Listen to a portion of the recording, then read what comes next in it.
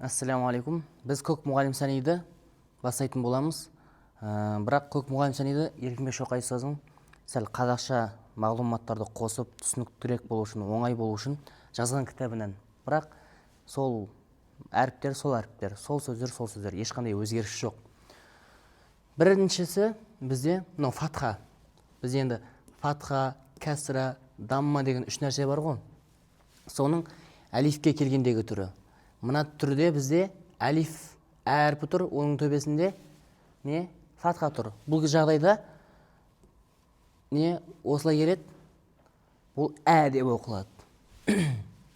Екіншісі, сол әлифте немен келеді? Кәсіра астына келеді. Бұл жағдайда и деп емес, и деп оқи бересіздер.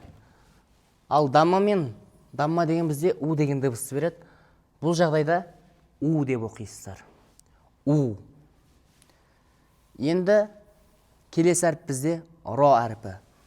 Мына сияқты әріптің сипаттары, махраждары деген сияқты, оны бұл енді бастайтын адамдар болғандықтан бұл жерде қозғамаймыз. Оны жеңіл тәжвид деген басқа сабақтарда қозғаймыз. Сол жерде қозғап та жатырмыз.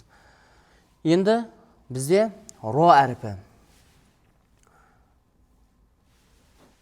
Мынау ро әріпі төбесінде фатха тұр. Яғни харекеттер. Бұлардың барлығы фатха, кәсіра, дамма деген бәрі харекеттер. Харекеттер әрдайым бірінші әріптен кейін оқылады. Яғни бірінші әріп р, одан кейін фатха оқылады. Мына жерде р-ның төбесіне фатха келетін болса, р жуан болғандықтан ро деп оқылады. Ал мынау р астында кәсір келді. Бұл кезде р әрпіміз жіңішке оқылады, ри деп. Р әрпіміз даммамен келеді, ру, жуан оқылады. Бұл тек р-ға ғана байланысты, уайымдамаңыздар. Ал басқа әріптер олар бөлек.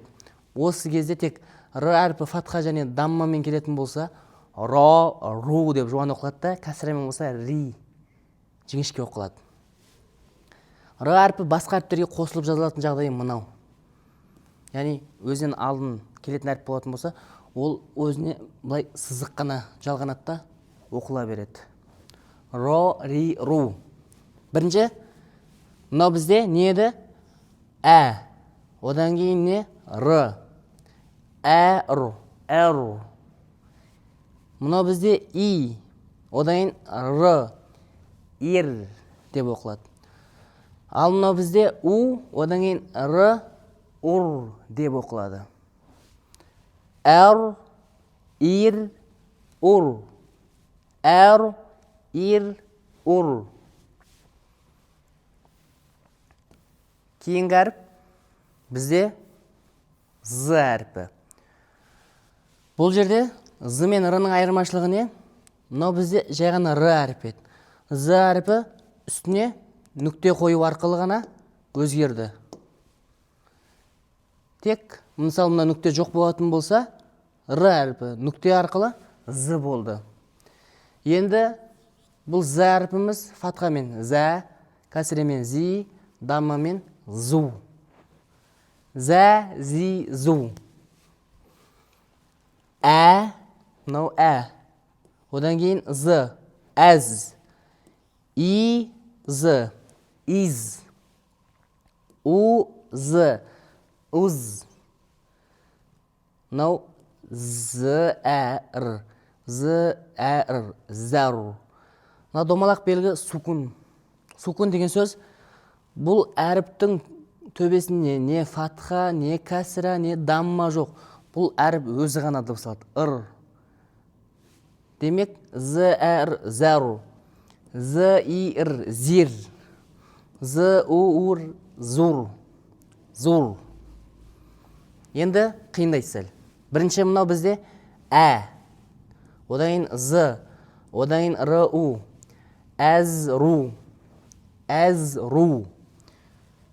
И, з-ру. Из-ру. Из-ру. У, з, р-у.